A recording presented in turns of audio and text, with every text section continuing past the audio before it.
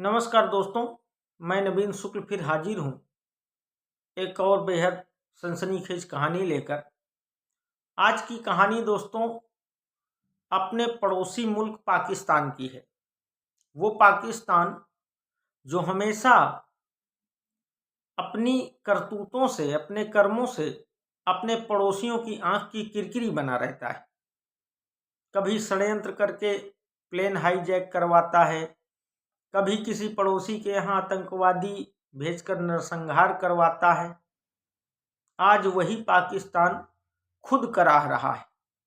पाकिस्तान की हालत इतनी दयनीय हो चुकी है मित्रों कि वहां आम लोगों की जिंदगी दूभर हो गई है। दोस्तों, मंगलवार को बलूच लिबरेशन आर्मी ने पाकिस्तान की जफर एक्सप्रेस ट्रेन को अगवा कर लिया, जिसे सुबह 9 बजे क्वेटा रेलवे स्टेशन से पेशावर जंक्शन पहुंचना था। इस ट्रेन को टोटल 1600 किलोमीटर का सफर तय करना था और इस पूरे सफर के बीच में 44 स्टेशनों पर इस ट्रेन को रुकना था और लगभग 750 लोगों का अलग अलग स्टेशनों से इस ट्रेन में रिजर्वेशन था। क्वेटा से इस ट्रेन में 450 यात्री सवार हुए, जिसमें 200 यात्री पाकिस्तान फोर्सेस के थे जो रमजान में घर छुट्टी जा रहे थे। दोपहर के वक्त यह ट्रेन लगभग 173 किलोमीटर की दूरी तय करके मस्कफ के पास से गुजर रही थी। ये मस्कफ का जो पूरा एरिया है मित्रों, ये बिल्कुल दुर्गम एरिया है, पहाड़ी एरिया है और सुरंगों वाला एरिया है। ट्रेन टनल नंबर 8 से जैसे ही गुजरी मित्रों, तो ट्रेन के इंजन के पास एक जोरदार धमाका हुआ, जिससे इस ट्रेन का ड्राइवर बुरी तरह जख्मी हो गया और गाड़ी वहीं पर खड़ी हो गई। जैसे ही गाड़ी खड़ी होती है मित्रों, पहाड़ियों में छिपे बलूच लिबरेशन आर्मी के लोग ट्रेन में धावा बोल देते हैं और ट्रेन में मौजूद सुरक्षा कर्मियों के साथ कुछ देर तक इन लोगों की फायरिंग चलती रहती है। लेकिन कुछ देर बाद ट्रेन पर बलूच लिबरेशन आर्मी के लोगों का कब्जा हो जाता है।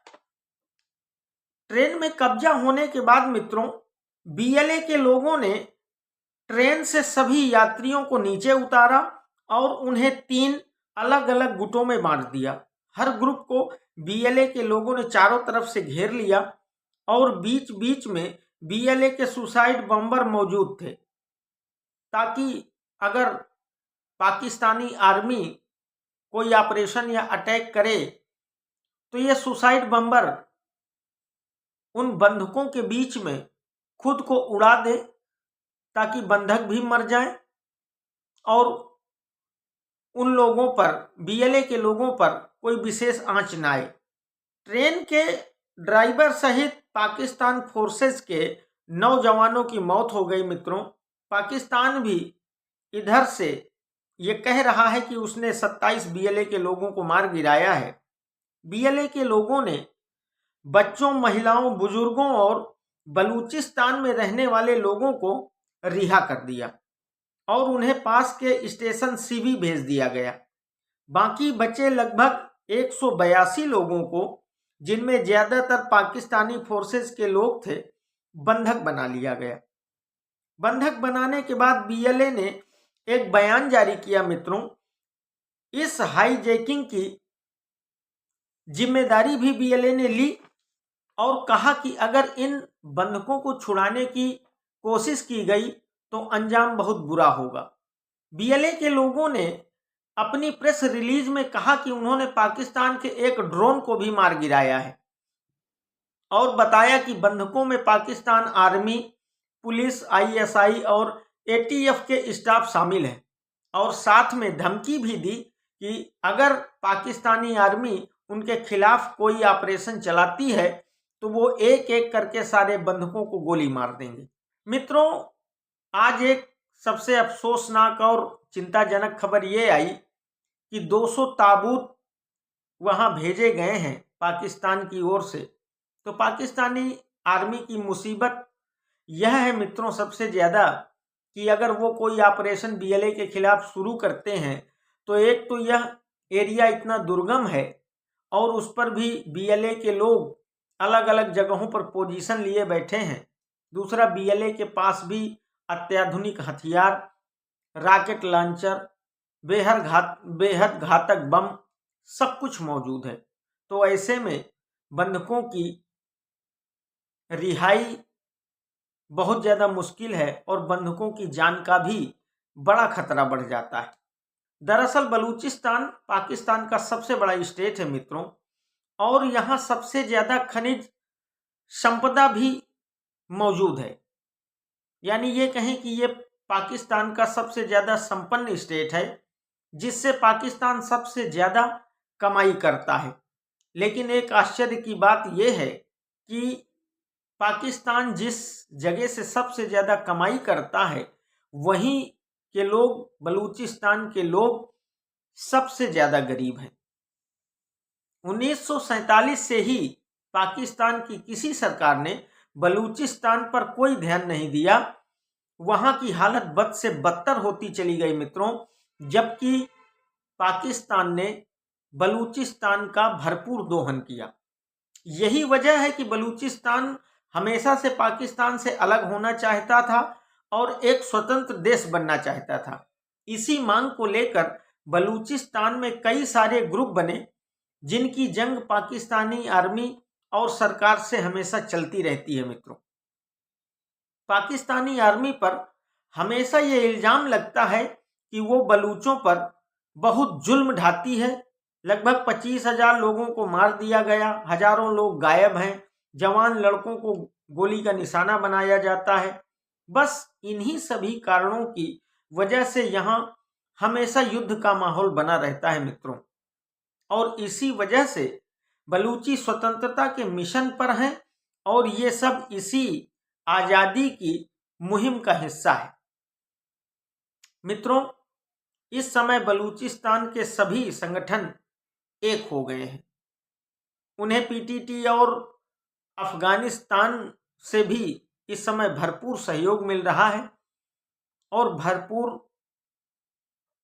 अस्त्र शस्त्र, गोला बारूद मिल रहा है। बलूचों की नाराजगी का एक बहुत अहम कारण और भी है मित्रों, और वो है चीन। क्योंकि पाकिस्तान ने बलूचिस्तान की बहुत सारी जगह चीन को दे दी है। चीन के कई प्रोजेक्ट वहां पर चल रहे हैं, और चीन के बारे में तो आप सब लोग जानते ही हैं कि चीन केवल और केवल हड़पवादी नीति पर काम करता है। पहले पैसे देगा, कर्जा देगा, और इसके बाद अपनी हड़प नीति को आपके ऊपर लागू कर देगा, अपनी विस्तारवादी नीति पे उतर आएगा। तो बलूचिस्तान में भी चीन वही नीति अपना रहा है। वहां की खनिज संपदा का दोहन कर रहा है, वहां से पैसे लूट रहा है, वहां के लोगों को मार रहा है। और यही कारण है कि बलूचिस्तान के लोग पाकिस्तान और चीन दोनों के खिलाफ एक निर्णायक जंग में हैं। मित्रों, इस घटना के बाद पाकिस्तान का कहना है कि बीएलए के खिलाफ बंधकों को छुड़ाने के लिए उनका ऑपरेशन, उनकी मुहिम तब तक जारी रहेगी जब तक वो सभी बंधकों को रिहा नहीं करवा लेते हैं। मित्रों, ऐसी घटना कहीं भी हो, विश्व के किसी कोने में हो, ऐसी घटनाएं बेहद अफसोसजनक होती हैं, कष्टप्रद होती हैं। लेकिन पाकिस्तान को कभी अपने गिरेबान में भी झांक लेना चाहिए।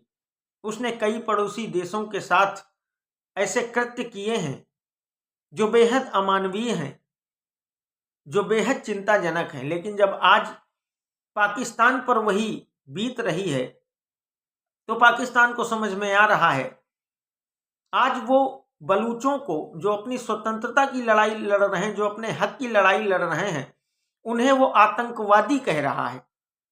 जबकि आतंकवादी तो वो है मित्रों जिनको तुम अपने मदरसों पर, अपने कैंपों में ट्रेनिंग देकर बिना किसी वजह हमारे देश में भेजकर मासूमों का नरसंहार करवाते थे। तो आज मित्रों पूरे विश्व में पाकिस्तान की बेहद किरकिरी है। वो सिर्फ कटोरा लिए घूम रहा है और कहीं से उसे भीख भी नहीं मिल रही है। पाकिस्तान की जनता गरीबी से बिलबिला रही है, रोटियां नसीब नहीं है पाकिस्तान के लोगों को, लेकिन पाकिस्तान अपनी हरकतों से फिर भी बाज नहीं आता है मित्रों। तो ये थी पाकिस्तान में हुए उस ट्रेन जफर एक्सप्रेस के हाईजैकिंग की पूरी कहानी। ये कहानी अगर मित्रों आपको पसंद आई हो तो मेरे चैनल को शेयर और सब्सक्राइब जरूर करिएगा। बहुत बहुत धन्यवाद।